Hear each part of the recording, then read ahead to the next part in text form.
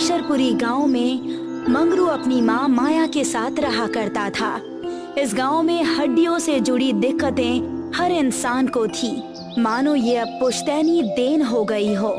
आज मंगरू अपनी 60 वर्षीय माँ को व्हील चेयर पर बिठाकर बढ़ई के दुकान ले जा रहा था। क्या हाल चाल है मंगरू? आज माताजी के साथ यहाँ कैसे आना हुआ? वो भैया, आपने ये जो व्हील चेयर हमें दी है ना, ये कुछ ठीक नहीं है। अभी महीना भर भी नहीं हुआ इसे बनवा के और ये फिर खराब हो गई। पूरा गांव भी तो यही इस्तेमाल कर रहा है। तुमने खरीदी थी 2 साल पहले, तो अब खराब तो हो ही जाएगी ना। बेटा बढ़ई, तुम्हारे पिता जो व्हील चेयर बनाते थे वो तो इतने मजबूत होते थे कि 2 पुश्तें इस्तेमाल कर ले। वो क्या है ना, वो पिताजी बनाते थे चाची। देखो भैया, ना लेना है तो बता दो, वरना जब पैसे होंगे तब आ जाना। चलो मंगरू, और परेशान करना ठीक नहीं। दोनों वहाँ से सरपंच के घर की ओर निकल पड़ते हैं। आओ मंगरू, प्रणाम माताजी। बताइए, मैं आपकी क्या सेवा कर सकता हूँ? अभी बढ़ई के दुकान से लौटे हैं, कोई मदद नहीं मिली। अगर हो सके तो कोई पुराना व्हील चेयर हो तो मुझे दे दो।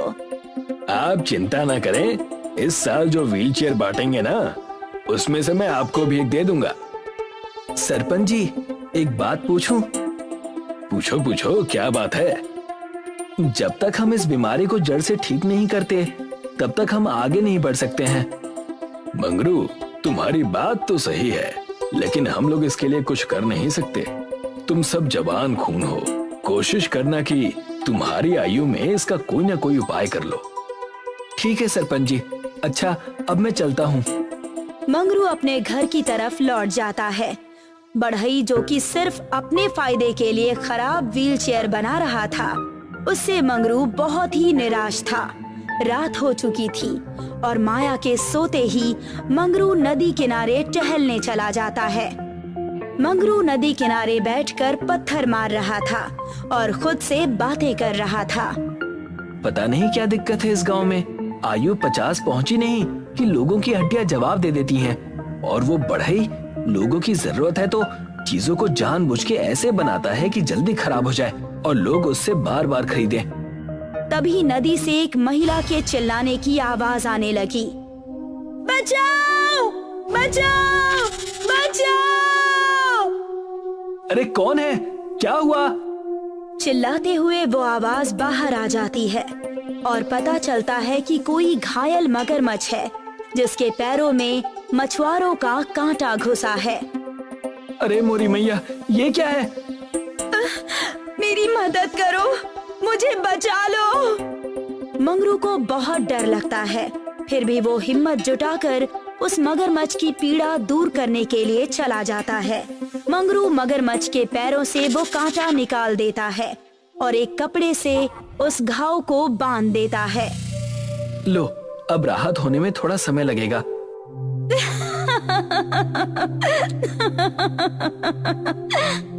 तभी वो मगरमच्छ एक सुंदर जल कन्या के रूप में परिवर्तित हो गई और मंगरू से मुस्कुराकर कहने लगी, मैं एक जल कन्या हूँ।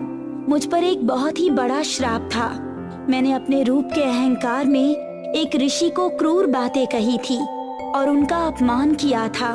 तब से उन्होंने मुझे श्राप दिया था कि मेरा भयानक मगरमच्छ जैसा चेहरा हो जाएगा और कोई बहुत ही साहसी और नेक इंसान होगा जो कि इस रूप को देखकर भी मेरी मदद करेगा। तब मैं श्राप मुक्त हो पाऊंगी। साहस, धीरज, शील सब है तुम में। इन सब गुणों से खुश होकर मैं तुम्हें एक इच्छा मांगने का अवसर देती हूँ। मैं अपने लिए कुछ नहीं चाहता देवी, पर आप यदि चाहें तो इस गांव में जो रोग लगा है हड्डियों का, वो हर ले तो अच्छा रहेगा। स्वार्थ रहित भी हो, ठीक है, तथास्तु। तुम्हारे घर के पास एक कुआं आ जाएगा। उस कुएं में केवल दूध से बनी चीजें तुम अपनी इच्छा से निकाल सकते हो। पर उससे गांव की मदद कैसे होगी देवी? दूध पहले से ही हड्डियों के लिए फायदेमंद है, मगर ये दिव्य दूध, चाहे इसे पियो या इसके इर्द गिर्द भी रहो, तो वो सारी दिक्कतें जड़ से खत्म कर देगा। ध्यान रहे मंगरू, ये तुम्हारे गुण देखकर मैंने तुम्हें दिया है। इसका इस्तेमाल केवल तुम्हारी इच्छा से ही हो सकता है। अब मैं विदा लेती हूँ। कल्याण हो। मंगरू बड़ी ही खुशी से अपने घर पहुँचा और पाया कि वहाँ पर एक कुआं है और उसमें सफेद दूध है। जय हो देवी की। अगले दिन मंगरू पंचायत बुलाता है और सभी मंगरू के घर के बाहर खड़े रहते हैं। वहाँ गांव के लोगों के साथ सरपंच, बढ़ई और सोमनाथ मिस्त्री भी मौजूद था। आप सभी का स्वागत है। मैंने आपको एक विशेष कारण से बुलाया है। सुनने में तो बहुत ही विशेष लगता है, पर आखिर बात क्या है? जिस हिसाब से बता रहे थे उतनी ही विशेष बात हो तो अच्छा होगा। अपना कीमती समय यहाँ जो दे रहा हूँ। हाँ भाई, बिल्कुल विशेष है। ये जो कुआं देख रहे हो ना, एक जलकन्या ने गांव की परिस्थिति को समझकर ये दूध का कुआं दिया है। यह मेरी इच्छा से जो भी दूध के पदार्थ मैं इस कुएं से निकालूं, उसके इर्द गिर्द रहकर पूरे गांव की हड्डियां ठीक हो जाएंगी और ये पुश्तैनी बीमारी गायब हो जाएगी। मजाक है क्या? यही विशेष बात थी जिसके लिए बुलाया था हमें। मैं जानता हूँ कि यह वरदान और श्राप की बातें मानना मुश्किल है। आप लोग खुद उस कुएं के दूध से दूध को चख कर देख लीजिए। मंगरू की बात सुनकर सभी गांव वालों ने कुएं में झांक कर देखा और पाया कि सही में उस कुएं में दूध है। सब चकित रह गए। फिर मंगरू ने बाल्टी से दूध निकालकर सबको दूध पिलाया। मेरी उम्र भी अब उस रेखा को पार करने वाली थी जहां मेरी हड्डियां जवाब दे दें, पर इस दूध को पीते ही थोड़ा असर जरूर महसूस हुआ। हाँ प्रधान जी, आप बिल्कुल सही कह रहे हैं। अगर हम मंगरू की बात मान ले तो हमें इस पुश्तैनी बीमारी से छुटकारा मिल जाएगा। हाँ सोमनाथ, और मैंने इसीलिए तुम्हें बुलाया है। मैं चाहता हूँ कि हम सब मिलकर हर घर को इस दूध से बने हुए पनीर से बनाएं।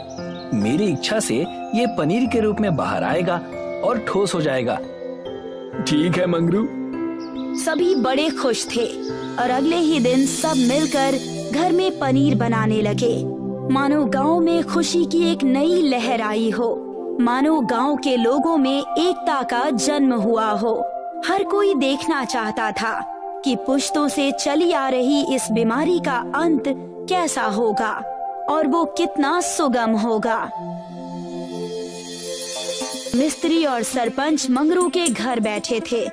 माया भले ही डंडे की मदद से चल रही थी, पर अब वो चल पा रही थी। मात्र 2 महीनों में इतना सुधार हुआ है कि पूछो मत। हाँ सरपंच जी, अगर सब ठीक रहा तो मात्र 2 साल में ये दिक्कत जड़ से खत्म हो जाएगी और आने वाली पीढ़ी को कभी दिक्कत ही नहीं होगी। पर एक बात ध्यान में रखिएगा कि वो बढ़ई, उसने मेरी नाक में दम कर रखा है। कहता है कि मैं गांव की मदद ना करूं। बचपन की दोस्ती की कस्में देना और उससे काम ना बना तो नाता खत्म करने की धमकियां देने लगा। ये तो चिंता की बात है। आखिर वो ऐसा क्यों कर रहा है सरपंच जी? तुम भोले हो बेटा मंगरू, इसीलिए समझ नहीं पा रहे। अगर सबकी दिक्कतें खत्म हो जाएंगी तो उसका धंधा तो चौपट हो जाएगा ना। मंगरू कुछ सोचने लगा, पर उसने कुछ जवाब नहीं दिया। कुछ कहते क्यों नहीं मंगरू? अगर कोई बात है तो हमें बताकर मन हल्का कर लो। नहीं, शायद हमें कुछ करने की जरूरत ही नहीं। पर वो क्यों? अगर असल में बढ़ई कुछ करने की कोशिश करेगा तब आप खुद ही समझ जाएंगे।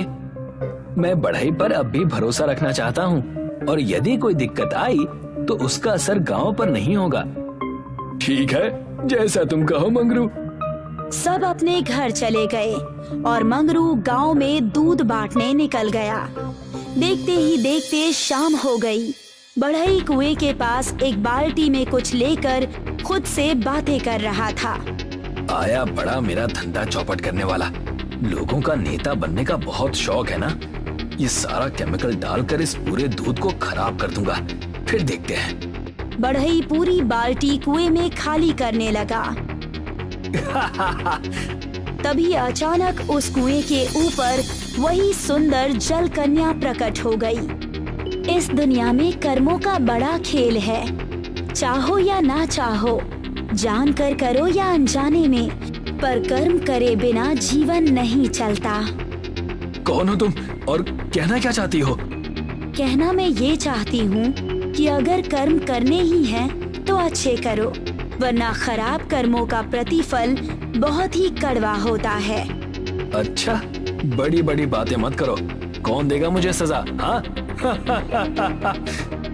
तुम्हारी भ्रष्ट सोच और कर्मों का बस एक ही उपाय है। मैं तुम्हें ये श्राप देती हूँ कि तुम्हारी हड्डियाँ लचीली हो जाएंगी और तुम खुद का भार भी नहीं उठा पाओगे। तब तुम्हें समझ आएगा कि जिन लोगों को ये दिक्कत है वो कैसे झेलते हैं। और ये श्राप तभी टूटेगा जब कोई इंसान जो कि बिल्कुल भी भ्रष्ट ना हो और नेक हो, वो तुम्हारी मदद करेगा। वो तुम्हारी करतूतों को जानकर भी तुम्हें माफ कर दे। तभी बढ़ई अचानक से किसी लचीली वस्तु की तरह जमीन पर गिर गया और जल कन्या वहाँ से गायब हो गई। बचाओ मुझे, बचाओ, कोई बचाओ, बचाओ मुझे। मंगरू तभी सोमनाथ के साथ वहाँ पहुँचा और देखा कि बढ़ई किसी लचीली वस्तु की तरह जमीन पर गिरा हुआ है। अरे भाई बढ़ई, ये क्या हुआ तुम्हें? भैया बचा लो, मुझे माफ कर दो, इस श्राप से मुक्त कराओ। पर तुमने ऐसा किया क्या है?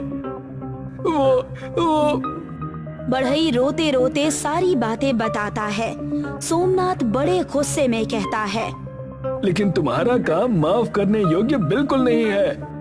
माफ कर दो, माफ कर दो भाई, माफ कर दो। तुम्हें ये समझना होगा कि भ्रष्ट होने के कारण तुम्हें ये श्राप मिला है। लोगों की पीड़ा का फायदा तो तुमने उठाया ही, पर जब वो पीड़ा से दूर होने लगे तो तुमने फिर उन्हें उसी पीड़ा में झोंकने की कोशिश की। मैं जानता हूँ, मैं समझता हूँ, जब खुद पर बीत रही है तब समझ आ रहा है मेरे बाबा लोगों की इतनी मदद क्यों करते थे। ठीक है, मैं बिना किसी शर्त के तुम्हें माफ करता हूँ और उम्मीद करता हूँ कि तुम्हारे अंदर का इंसान जाग जाए। तभी बढ़ई ठीक हो गया और हाथ जोड़कर मंगरू को प्रणाम करने लगा। इस घटना के कुछ ही सालों बाद गांव की ये पुश्तैनी बीमारी बिल्कुल ठीक हो गई।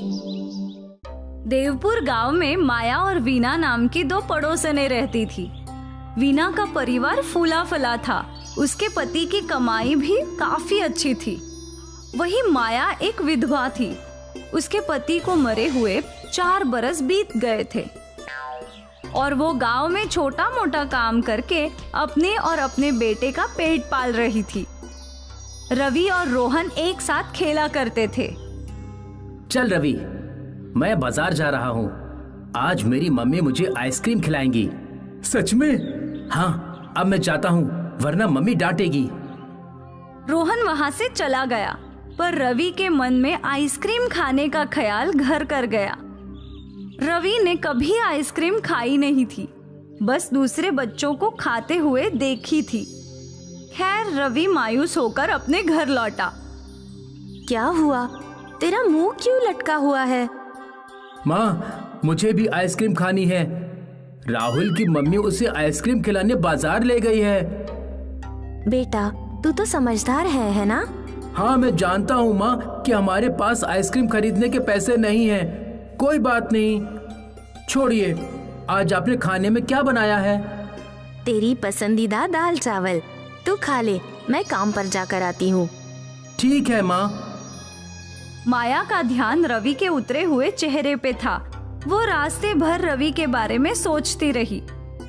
काश मैं कुछ और पैसे कमा लेती जिससे मैं रवि को आइसक्रीम खिला सकती। उस बेचारे का कितना मन है। हे भगवान, मेरी मदद कर दीजिए। वृक्षदेव ने माया की बात सुन ली और उसके सामने प्रकट हो गए। पुत्री, मैं तुम्हारी विपदा समझ सकता हूँ। तुम अपने बेटे की इच्छा पूरी करना चाहती हो और इसमें मैं तुम्हारी मदद कर सकता हूँ। हे प्रभु, आप सच में मेरी मदद करेंगे? क्या मेरा बेटा सच में आइसक्रीम खाएगा? हाँ, ये लो। वृक्षदेव ने माया को कुछ बीज दे दिए। इन्हें अपने आंगन में बो दो। अगले दिन इसमें से जो पौधे आएंगे उनमें आइसक्रीम टंगी होगी। आइसक्रीम के पौधे? हाँ। माया ने वृक्षदेव का आशीर्वाद लिया। वो जादुई बीज लेकर अपने घर लौटी। घर के बाहर आंगन में एक छोटा सा खेत था। माया ने सारे बीज इसी छोटे से खेत में बो दिए। माँ, ये आप क्या कर रही हो? मैं आइसक्रीम के पौधों के बीज बो रही हूँ। आइसक्रीम के पौधे? हाँ बेटा, वृक्ष देव ने खुद मुझे ये जादुई बीज दिए हैं। इनमें आइसक्रीम उगेगी सच में? हाँ। वाह, फिर तो हम आइसक्रीम खा भी सकते हैं और बेच भी सकते हैं। इस बारे में तो मैंने सोचा ही नहीं। अगर हम ढेर सारी आइसक्रीम उगाकर बेचे तो हमें बहुत सारे पैसे मिलेंगे और मुझे गांव में काम करने की भी जरूरत नहीं। हाँ माँ, हम तो बहुत पैसे वाले हो जाएंगे। बिल्कुल, अब इन बीजों में पानी डाल दो। जी माँ। आज आप काम पर नहीं जा रही? नहीं बेटा, कल हमारे खुद की आइसक्रीम के खेत होंगे, तो मैं भला दूसरों के यहाँ काम करने क्यों जाऊँ? वो भी है। माया ने सोच रखा था कि अगले दिन आइसक्रीम उगेगी। वो उन आइसक्रीम्स को बेचकर बहुत सारे पैसे कमाएगी। इसी विचार से वो अपने काम पर भी नहीं गई। उसके मन में पैसों का लालच आ गया था। रात में उसे नींद भी नहीं आ रही थी। वो सोच में डूबी थी कि आइसक्रीम बेचकर वो कितने पैसे कमाएगी। मुझे एक आइसक्रीम कितने में बेचनी चाहिए? क्या सारी आइसक्रीम अलग अलग होंगी या एक जैसी? ये सारे ख्याल उसके दिमाग में घूम रहे थे। खैर, सुबह हुई और माया दौड़ते हुए घर से बाहर आई और उसने अपने खेत देखे तो वहाँ कुछ भी उगा नहीं था। अरे ये क्या? वृक्षदेव ने तो कहा था कि वो जादुई बीज है, उनसे एक दिन में ही आइसक्रीम का पेड़ उग जाएगा, पर ऐसा कुछ नहीं हुआ। माया मायूस हो गई थी। रवि भी घर के बाहर आया और अब उसका भी मुंह लटक गया।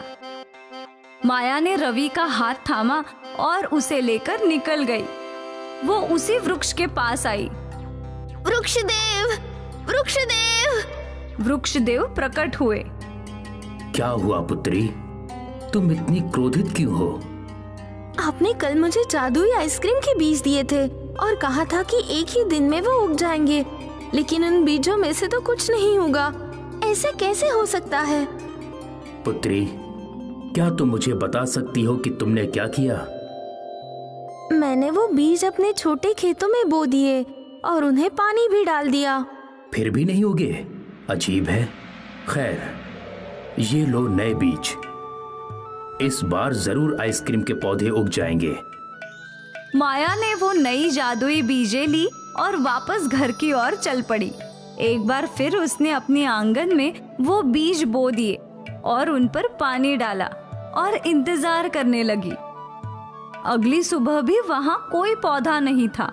ये देखकर माया क्रोधित हो गई और गुस्से में वृक्ष देवता के पेड़ की ओर चली गई और पहुंचते ही रोने और चिल्लाने लगी। वृक्षदेव, आप मेरी गरीबी का ऐसा मजाक उड़ाएंगे ऐसा सोचा नहीं था। पुत्री, मैंने तुम्हारे साथ कोई मजाक नहीं किया। मैंने तुम्हारी मदद करने के लिए तुम्हें वो जादुई बीज दिए थे, क्योंकि तुम अपने बेटे को आइसक्रीम खिलाना चाहती थी। आपकी दी हुई बीज बोकर मैंने कितने सारे सपने देखे थे कि उन पर आइसक्रीम के पौधे उगेंगे। आइसक्रीम बेचकर मैं पैसे कमाऊंगी और अमीर बन जाऊंगी। मुझे लोगों के घर में काम करने की भी जरूरत नहीं पड़ेगी। यही तुमसे गलती हुई है पुत्री। क्या मतलब? मतलब ये कि मैंने तुम्हें वो बीज तुम्हारे बेटे की इच्छा पूरी करने के लिए दिए थे, पर तुम्हारे मन में लालच पनप गया। तुम आइसक्रीम बेचकर पैसे कमाने के लिए सोचने लगी। वो जादुई बीज इसीलिए नहीं उगे क्योंकि तुम्हारे विचार बदल गए। अगर तुम उसे अपने बेटे की इच्छा के लिए उगाती तो आज उनमें आइसक्रीम जरूर होती। माया को अपनी गलती समझ आ गई। देव ने एक बार फिर उसे जादुई बीज दिए। इस बार बस अपने बेटे की इच्छा पूरी करने का संकल्प लेना, लालच से दूर रहना पुत्री। माया वो बीज लेकर घर लौटी। उसने बीज बो दिए, पर आज उसके दिमाग में कोई भी लालच नहीं था।